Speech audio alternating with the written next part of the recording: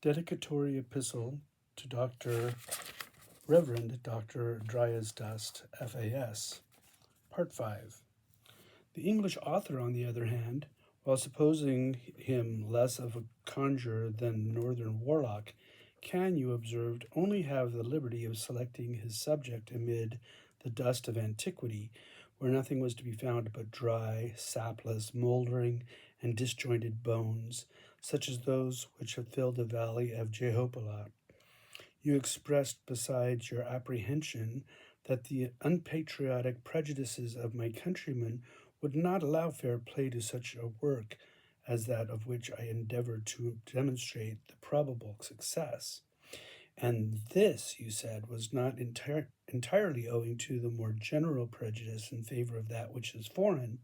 but that it rested partly upon improbabilities arising out of the circumstances in which the English reader is placed. If you describe to him a set of wild manners and a state of primitive society exiting in the Highlands of Scotland, he is much disposed to acquiesce the truth of what is asserted, and reason good. If he is of the ordinary class of readers, he has either neither seen those remote districts at all, or he has wandered through those desolate regions in the course of a summer tour, eating bad dinners, sleeping on trundle beds, stalking from the desolation to desolation, and fully prepared to believe the strangest things that could be told of a people wild and extravagant enough to be attached to scenery so extraordinary.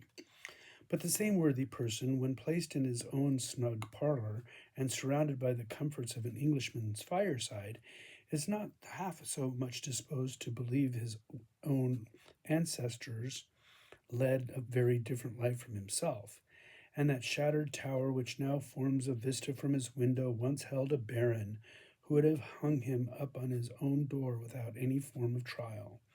that the hinds by whom this little pet farm is managed a few centuries ago would have been his slaves, and that his complete influence of feudal tyranny once extended over a neighboring village where the attorney is now a man of more importance